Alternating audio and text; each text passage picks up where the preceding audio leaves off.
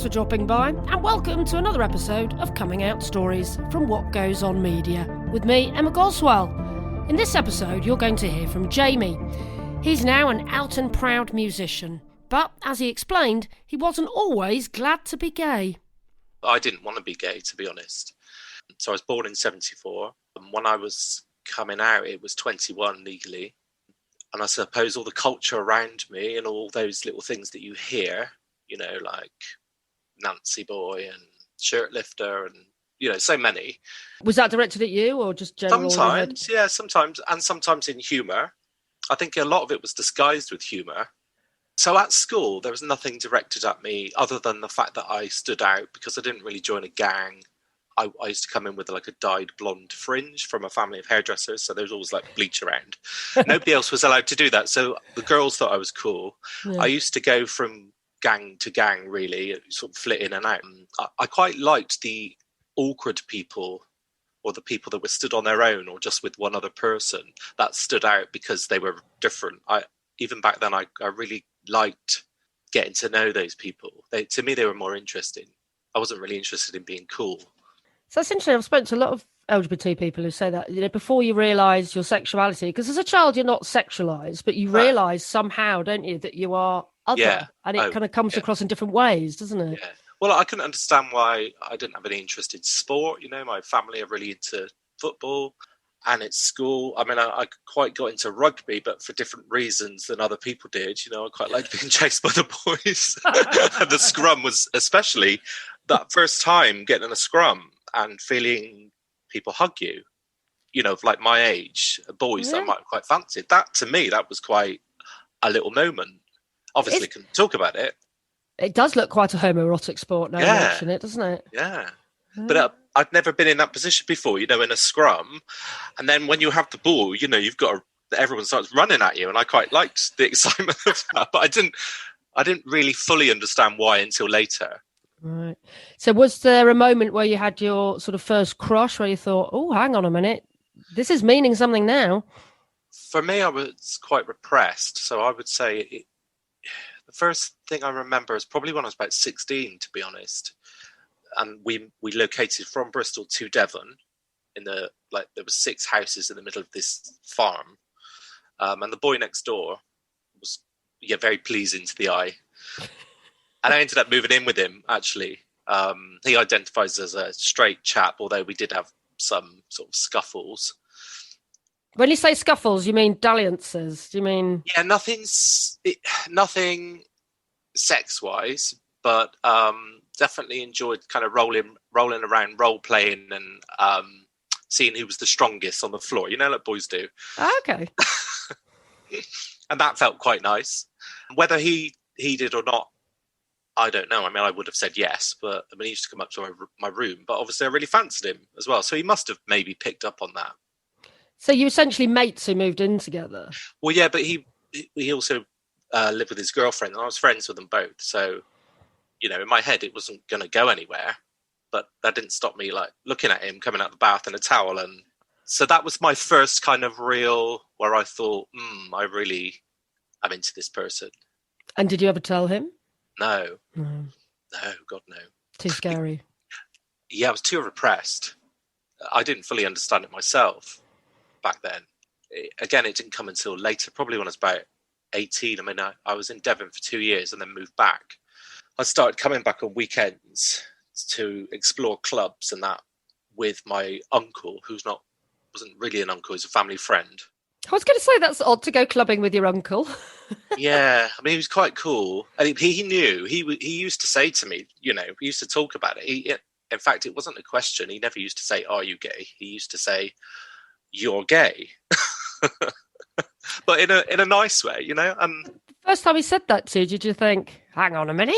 I was shocked because I didn't fully understand it myself. Yeah. I was attracted to that lifestyle, you know, in magazines but adapting that onto me in my life, no, I was too fearful. I couldn't see myself as living as a gay man. And when I met the person in Devon, I actually wanted to be like him, you know, because he was popular with the girls.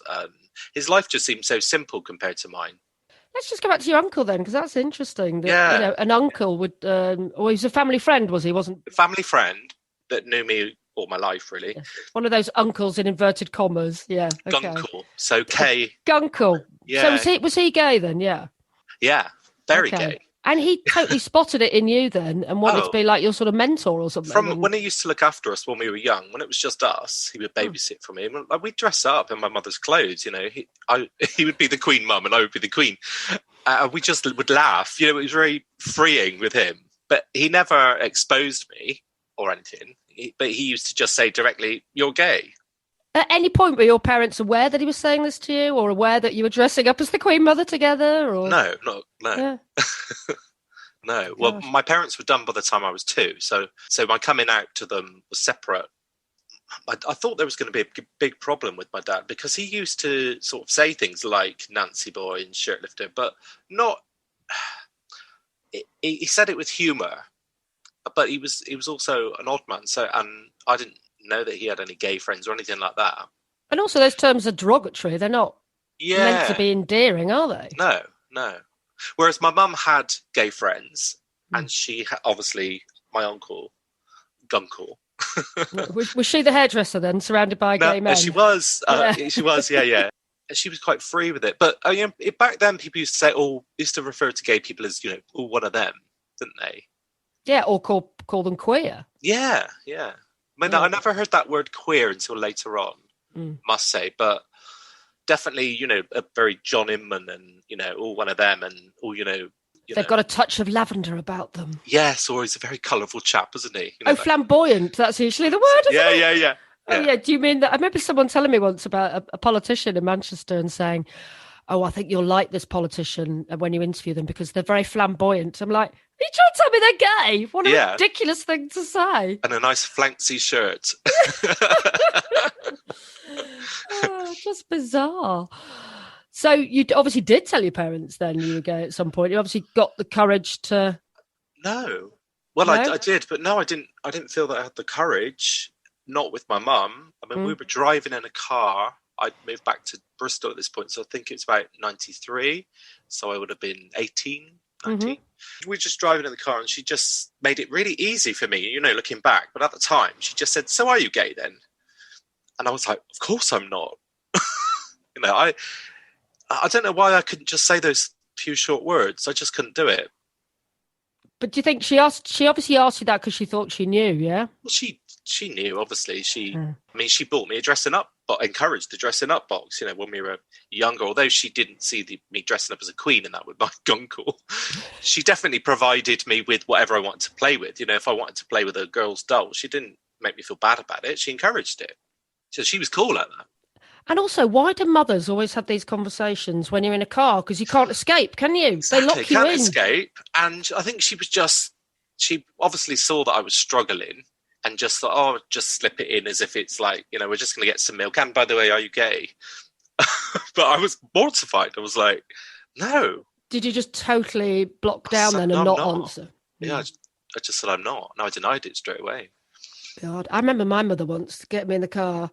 And I don't remember where we were going. That wasn't important, really. And she just said to me, and it was quite early on in my gay youth. I'd come out maybe 6 months before, so it was all very new. And she literally turned to me and said, "So, Emma, tell me about your new lover." I was like, "Mum, never use that word in front of me ever again. I don't want to talk about my sex life to you." That was funny. Oh, God. So did she bring it up again? Because you closed the conversation down. She didn't, no. We just carried on. And then I suppose I got thinking about it, and then I was obviously talk to my uncle about it and explore it a bit more. And he used to just say, "Well, yeah, you're a raving woofter. Just get on with it like I had to," that kind of. So I did have people looking out for me. And it was not about 95, 96 when I came out to my dad. But already that relationship had broken down. I already didn't really like him. So I was now with a new chap that I'd met at a club called Just. We were in a little bedsit living together. And we used to be quite nocturnal. And we dared each other. And he dared me to write and tell my dad I was gay. But me being me, I couldn't just say, "Oh, by the way, Dad, I'm gay," and send a sweet, normal letter. I told him I was a bisexual transvestite and that I wanted the whole world to know. Was this the late night drunken letter by any chance, Jamie? I suppose we were a bit drunk, think about it, yeah. So tell us what you said to your father in a letter. I told him I was a bisexual transvestite and that I wanted everyone to know. And were you? No. But I thought, well, he's going to hate me anyway, so why not just... I was expecting something really horrible back. Yeah. Not that I'd seen it be particularly nasty, but because of the comments here and there, about, well, like I said, shirt lifter, Nancy boy, that kind of thing. That he did say to me, but especially Nancy boy, if I was crying or something like that. Oh, because you weren't being masculine enough for him. Exactly. So I was already, because I didn't really care about him at that stage, I don't know, I'm quite, in the moment, I can be quite humorous and think about the consequences later, but I love a dare. It sounds like it. The worst thing you could do is dare. And I just thought, well, it doesn't matter anyway, so let's just do that. And we went to the post box. He was like, "You're not going to put it in." In it went. And then I actually got a really lovely letter back, which I was really surprised about. And he told me that somebody at work had come out to him, and he was quite concerned that I wanted everyone to know about it. And he sort of went on to say about, it can be quite difficult and people can get abuse and this and the other. He was very concerned about that bit. But he was coming from a caring, compassionate place, I guess. Absolutely. But I was quite shocked because I was expecting more, No Son of Mine. And I don't know why I was expecting that. Did you keep the letter?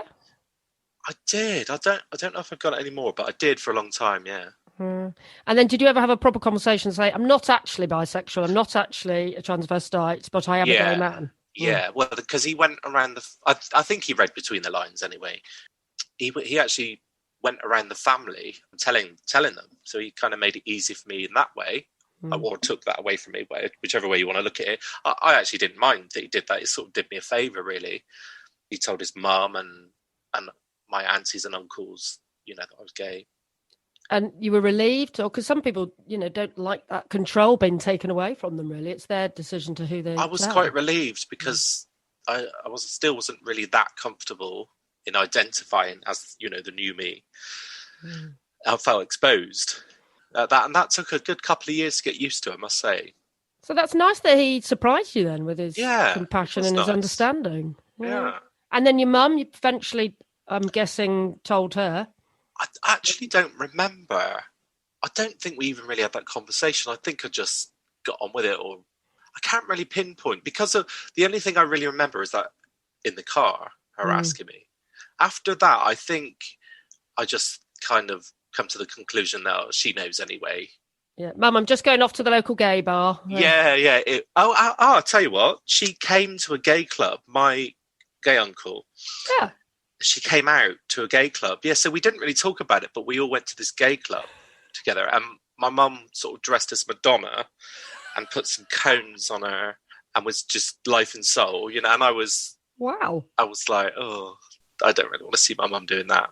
Oh, but I bet everyone else thought your mother was amazing. Everybody but me. I was in the corner going, I suppose I wanted to be that life and soul person, which would come later. You wanted to be Madonna with the big boobies. Absolutely. At that stage, absolutely. Didn't we all? How often did you go out to gay clubs with your mum and your uncle then? That sounds fun. So not much with mum, but quite a lot with uncle.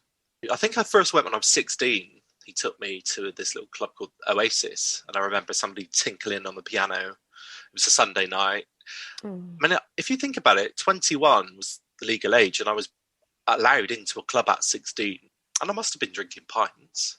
Breaking several laws, probably. Loads of laws. Yeah. I mean, I do remember somebody waving some money at me and being quite kind, this chap, and then my uncle came over and sort of grabbed me and said, "Oh, he's with me." And I thought, what are you doing that for? He's just... That shows you how naive I was. I wasn't switched on, really. So he sounds really instrumental in your sort of coming out process then, the gun Really, really was, yeah. And he was popular. He was well known on the scene and popular. So he used to introduce me as his nephew as well, even though, like I said, we're not related at all. Wow, everyone needs a gunkle, don't they? Or Yeah. what's the lesbian equivalent of a gunkle? I don't know. We need to find one. Yeah, we do, don't we? That would be fantastic if we could have someone like that in our family to actually take us to gay. But like I said, my actual uncles and aunties didn't even have that conversation with me. No. So maybe it takes a special family friend, gunkle, to do that. Yeah, fantastic. So no looking back. But then presumably you introduced your mum to boyfriends over the years. Yeah. Nobody ever liked my boyfriends. I always picked bad men. Oh, no, But I did sort it out. I am with one now for about 13 years. Wow. So it did come good in the end. But no, I think a lot of people are like, oh, what are you doing? And have you tied the knot, Jamie? Because you can do that these days. I know. Not got around to that. When it first came as an option, we did toy with the idea, and then we both realised that actually we're not really big fans of weddings, to be honest. I mean, I have been to some lovely ones, don't get me wrong. Been to some dreadful ones too. If we were going to do it, we were going to do it in Iceland by waterfall. And I saw this picture of just two guys in sort of Icelandic wool, jumpers with hats on by the waterfall. Very simple. I thought, oh, that's quite us. But then we sort of thought, oh, who wants to organise in it? Not me. So, I think that tells us everything we need to know. Well, if it ain't broke, don't fix it. And I think a lot of people from our generation, because we're about the same age, just never, ever expected it to happen. And my dad spent a fortune on my 21st birthday party and actually said to me, you might as well have this money now because I'm never going to be spending it on your wedding. Oh. Because he never thought it would happen. And then, there's a certain sadness to that from his point of view. Well, yeah. Maybe. Yeah, I think he was a bit sad. He thought I'd never get married. And, as he said to me, and you'll never have children. But then, that's not to stop any LGBT people going down that road now. Absolutely. Everything is an option these days, isn't it? Yeah, absolutely. 100%. Well, in this country. Yeah, but it's interesting that a lot of our generation don't jump at it because we never expected it. And I think part of us I think there's also some sort of political leaning in terms of, I don't want to be part of the patriarchy and I don't want to be part of the establishment. Do you know what I mean? Yeah. So what has it been like then coming out to other people throughout your life? Because it is an ongoing process. Totally. Whenever you meet a new group of people or start a new job, that's it you do. I mean, I know you're a musician, but have you got a serious job as well that you've had to come out to people in? I am a part-time support worker for a charity that supports adults with learning disabilities. So yes, I am out in that job, my current job. I've been in that job for about 17 years. Prior to that, I worked at the BRI in Bristol, and I made a decision when I started that I would tell them on day one that I was gay, because my job before that, I worked at the Bristol Hippodrome, and I didn't tell anyone I was gay. In the theatre, darling. I know. What am I like? Only closeted gay in the theatre. Exactly. I'm just not wired right. If there's anywhere I could do it, in the theatre, and I just couldn't. I don't know why. It's a confidence thing, though, isn't it? Sometimes, and I think I was going. Those were my butch years. I was sort of had my hair, long hair, scraped back, big black coat. I think I was just experimenting with being a bit butch. It becomes easier the more you do it, though, I think, coming out, doesn't it? So totally. You're now at the stage where you can start a new job and go on day one, this is me. I happen to be a gay man. That's just part of my CV. Sure. I mean, there were plenty of jobs that I had before that didn't mention it at all. But do you find it helps being out at work? Oh yeah, because I just have to do me these days. If I have to repress anything, actually, it just makes me feel ill. Thought of it, but back then I was just used to that feeling. It's not good, is it? But it's not good for our mental health to be in the closet and suppressing who we are.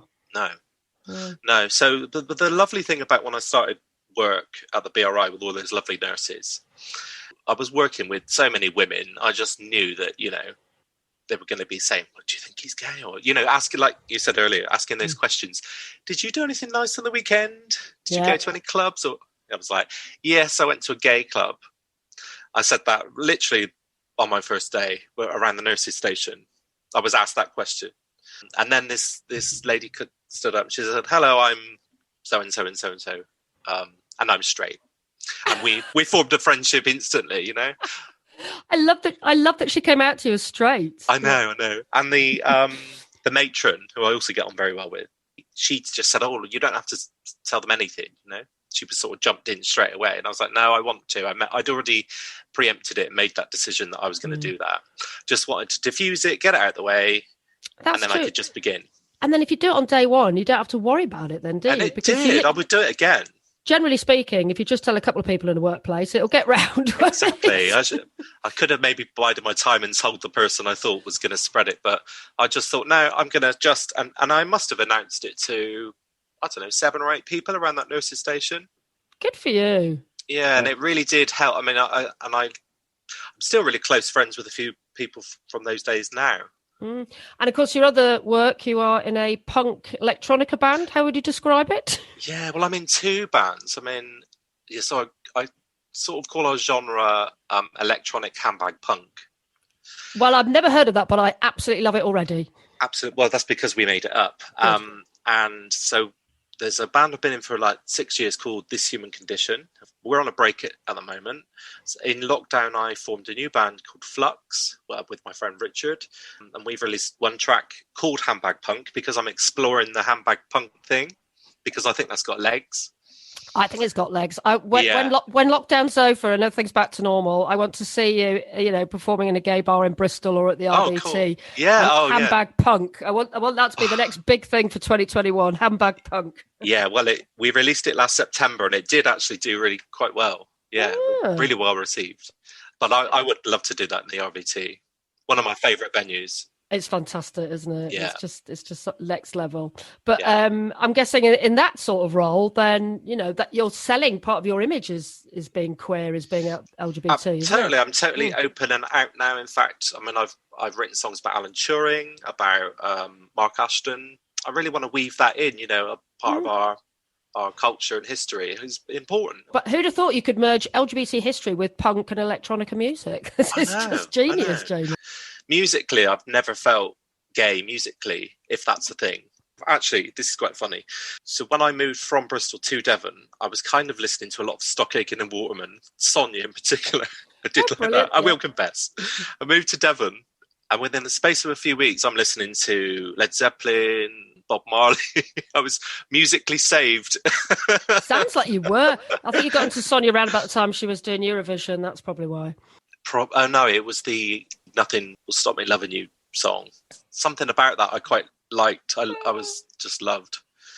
I'll never live that down, will I? No, fair enough. So before you go, any words of wisdom in terms of advice to other people coming out? Because it's a few decades now since you did the deed. What would you say to people now going through the process? Just trust your instinct. Just try and do you. It sounds so simple, doesn't it, to say just be yourself. And if it were that simple, everyone would be doing it. I would just pick one person you trust and start there. Fabulous. Maybe. And if you've got a gunkle, by the way, we should explain that means gay uncle. Then quid's in by the sounds of it. I mean, if I'd have discovered your book, for instance, when I was at that age, that could have really helped me. Or, I mean, things like Boy George helped me. I identified with him. But you're right, there wasn't a lot in the 1980s, was there, really, to grasp onto? No, and I mean, even Elton John was married in the 80s, wasn't he? Yeah, and George Michael was straight. Exactly. Apparently. It was the kind of times we were living in. And here's to a brighter future where we can see you performing your handbag, what's it called again? Handbag punk. Handbag punk in a venue near you. Everyone needs a bit of handbag punk in their life. Jamie's new solo single, Divulge, is out now. And if you want to find out more, he is at Mr. Jamie Jamal and at Flux Music UK on all of the socials. A big thank you to Jamie for mentioning our book and saying that he wished that it was around in the 80s as it would have really helped him. I kind of wish that too, actually. Well, the good news is Coming Out Stories is out now, edited by myself, Emma Goswell and Sam Walker. Maybe if you're already out and proud, buy it for a young person in your life. Next week, you'll hear one of the most dramatic and terrifying reactions I've ever heard to someone coming out. Raga grew up in India as a Catholic, and her mum struggled so much with her daughter's sexuality, she actually threatened her with a knife. I really genuinely thought we were being burgled. And I was quiet, and suddenly I saw this figure coming close to me. And as I opened my eyes, I saw my mum, breathing, and you just know your mum's smell and voice, right? And I said, "What are you doing?" And she said, "I'm going to kill you. I'm going to kill you." And there was this big loud noise, and I had to fight her off, and I had to put my kids to sleep. And she was genuinely, really, really distressed and angry.